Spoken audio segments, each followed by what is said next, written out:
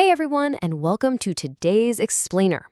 Today, we're diving into this completely fascinating, kind of high-level concept that is honestly fundamentally changing how researchers approach human health.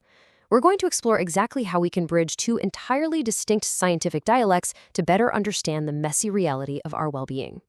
It's called the fused scientific vernacular. I know. It sounds incredibly academic, but stick with me.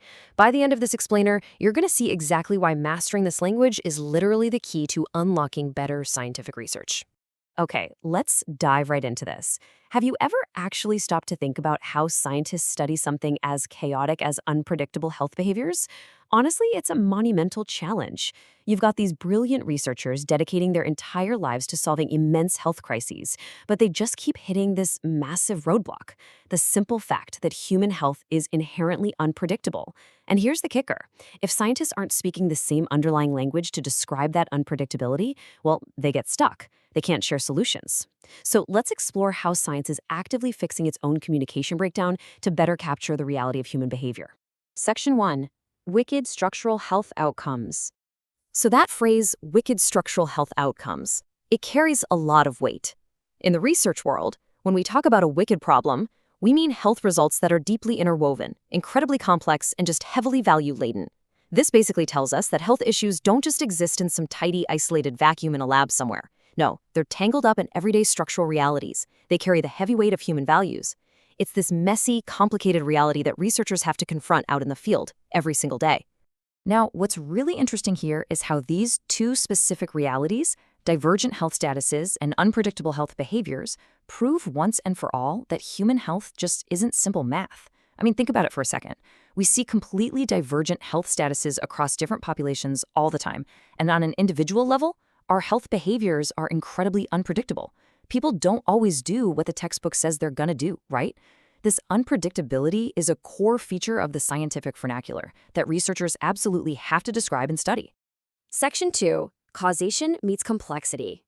We've got causal vocabulary on one side and complexity vocabulary on the exact opposite side. It's kind of like, imagine two highly skilled professionals trying to build a house together.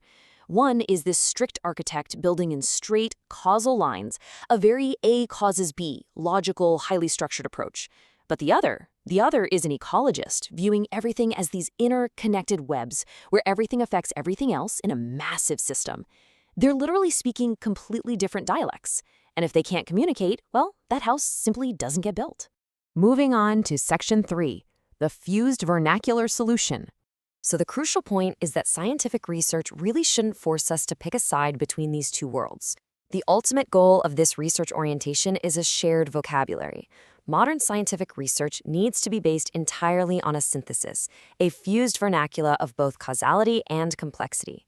We have to take those straight lines and those complex webs and bring them together into a single, respected orientation. It's all about creating a common ground where both concepts can just live together. And the source material clarifies a really important boundary here. It states, common language is not a full erasure of either causation or complexity. Think of this as a scientific partnership, folks, not some corporate hostile takeover. The causal scientists aren't, kicking the complexity scientists out of the lab, and vice versa. It's about ensuring both perspectives maintain their own individual value and integrity. Neither side is being erased. Actually, scratch that. They're just finally being synthesized so they can actually genuinely collaborate. Section 4. A new scientific starting point. Let's move to and see how this builds logically from one step to the next. Step 1. We start by melding these two concepts together. This fused scientific vernacular serves as our foundational starting point. Then, Step 2. Because we have that shared starting point, researchers can now confidently pursue both causal and complex inquiries side by side, totally without contradiction. And finally, Step 3. This shared vocabulary directly dictates our actions. It allows researchers to use conventional methods when appropriate, but also use the exact methods required to answer the specific question at hand. You're no longer stuck trying to use a hammer when you really need a screwdriver, The fused vocabulary ensures you use the right tools for the right job. Which brings us to a final, pretty provocative thought I want to leave you with today. We've established that wicked structural health outcomes exist, right? We know our divergent health statuses and behaviors are inherently unpredictable, and they are deeply interwoven. So you really have to ask yourself, if our health behaviors are unpredictable, Is your scientific vocabulary complex enough to keep up?